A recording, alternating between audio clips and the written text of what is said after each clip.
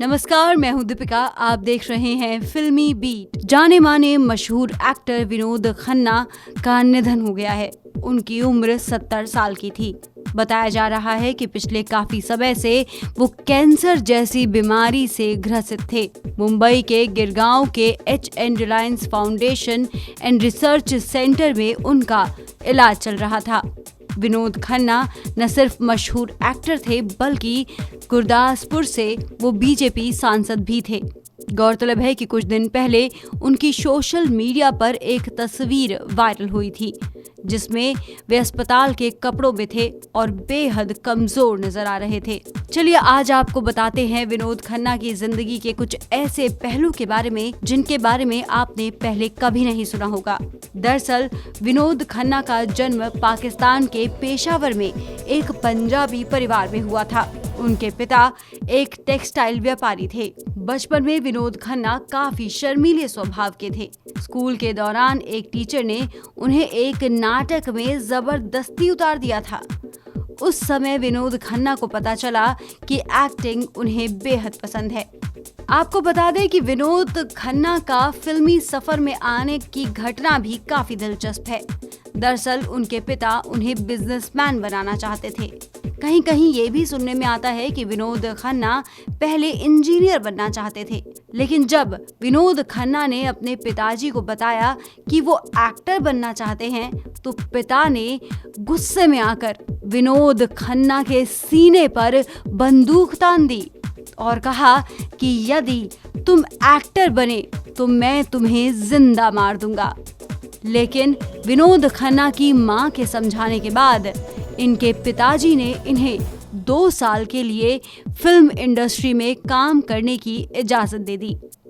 सब जानते हैं कि फिल्म इंडस्ट्री में विनोद खन्ना जब आए तो उनसे हैंडसम एक्टर कोई भी नहीं था। कॉलेज के दिनों से ही उनका रुझान फिल्मों की तरफ हो गया था। वे थिएटर करते थे। उसी दौरान उनकी मुलाकात गीतांजलि से भी हुई, जिससे आगे चलकर उन्होंने शादी कर ली। किस्मत से विनोद खन्ना की मुलाकात एक पार्टी में निर्माता और निर्देशक सुनील दत्त से हुई।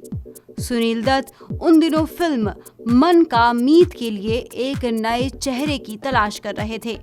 सुनील दत्त ने उन्हें विलन का ऑफर कर दिया, जिसे विनोद खन्ना ने भी स्वीकार कर लिया। उनकी पहली फिल्म मन का मीत 1968 में रिलीज हुई थी। ये फिल्म बॉक्स ऑफिस पर सुपर डुपर हिट साबित हुई। उनकी एक्टिंग को भी काफी सराहा गया। ज्यादातर लोग ये देखकर हैरान थे कि आखिरकार एक विलन इतना हैंडसम कैसे हो सकता है। इसके बाद उन्हें गुलजार ने हीरो का रोल ऑफर किया।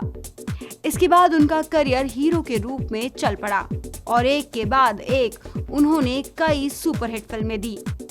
एक वक्त पर विनोद खन्ना इतने पॉपुलर हो गए थे कि अमिताभ बच्चन की जगह उन्हें मिल गई थी। लेकिन प्रतिस्पर्धा के बावजूद विनोद खन्ना ने अमिताभ बच्चन के साथ कई फिल्में करी हैं। उन्होंने ये बता दिया कि वे प्रोफेशनल और पर्सनल लाइफ को अलग अलग रखते हैं। उन्होंने अमिताभ के साथ अमर अकबर एंथनी और परवरिश जैसी कई सुपर डुपर हिट फिल्में दी। लेकिन एक वक्त विनोद खन्ना की जिंदगी में ऐसा भी आया जब उन्हें इस चकाचौंध से ऊब महसूस होने लगी। जब उनकी मां का निधन हुआ तो वे काफी डिस्टर्ब रहने लगे। इसी दौरान उनकी मुलाकात आचार्य रजनीश से हुई। वे उनसे इतने प्रभावित हो गए कि अचानक से ही उन्होंने फिल्मी करियर से संन्यास ले लिया। उस वक्त विनोद खन्ना शादीशुदा थे। उनके 2 बेटे थे, अक्षय खन्ना और राहुल खन्ना। संन्यास के फैसले के बाद उन्होंने पत्नी गीतांजलि को तलाक भी दे दिया और जाकर अमेरिका में ओशो के आश्रम में रहने लगे। आपको जानकर हैरानी होगी कि वहां पर उन्होंने बगीचे के माली का काम किया। ओशो ने उन्हें स्वामी विनोद भारती नाम दे दिया था। कई सालों तक वहां रहने के बाद विनोद खन्ना एक बार फिर से मुंबई लौट आए। तो ये थी विनोद खन्ना की जिंदगी से जुड़ी कई अहम बातें। इस खबर में फिलहाल इतना ही।